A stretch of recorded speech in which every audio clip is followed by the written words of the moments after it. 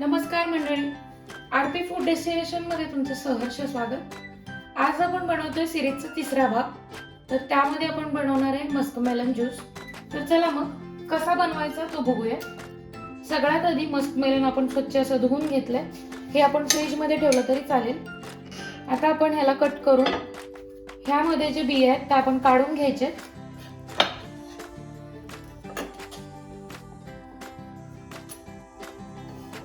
ह्या बिया आपण काढून घ्यायचे पूर्ण।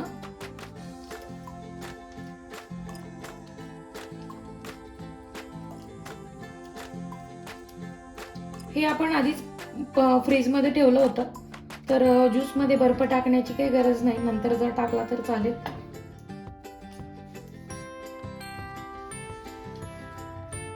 आता आपण हे बिया काढून घेऊन कट करून घ्यायचे।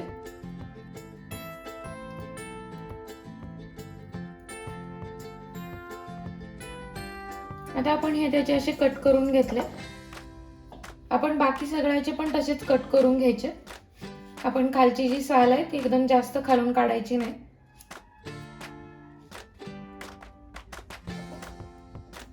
आता आपण हे बाकीचे सुद्धा तसेच करणार आहे। तुम्हाला किती क्वांटिटी मध्ये बनवायचं आहे त्यानुसार तुम्ही घेतलं तरी चालेल।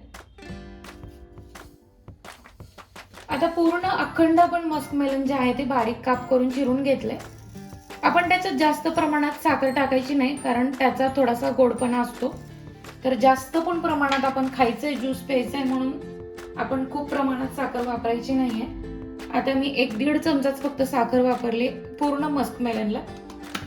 तर आता आपण हे बारीक करून घेऊया। आपण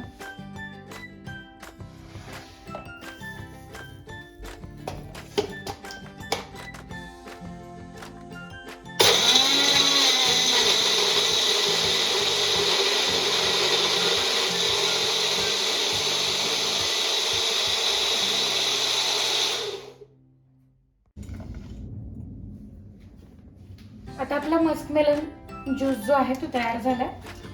आता आपण याला काढून घेऊया। तर मस्त आणि असा थिक असा आपला मस्कमेलन ज्यूस झालाय। त्याच्यामध्ये आता आपण बर्फाचे खडे टाकायचे।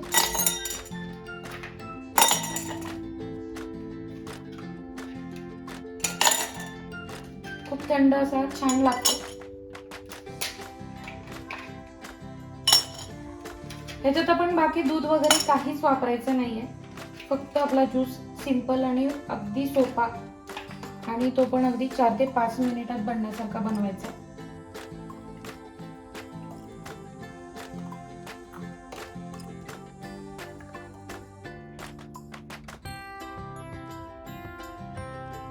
तर आता मस्कमेलन ज्यूस हा आपला तयार झालाय, एकदम छान असा। आता गरमीचे दिवस चालू आहेत, प्रत्येक वेळेस आपण बाहेरच जाऊन किंवा बाहेरच ऑर्डर करून आपण खाऊ शकत नाही। तर सहज आणि अगदी सोप्या पद्धतीत असा मस्कमेलन ज्यूस आपला तयार झालाय।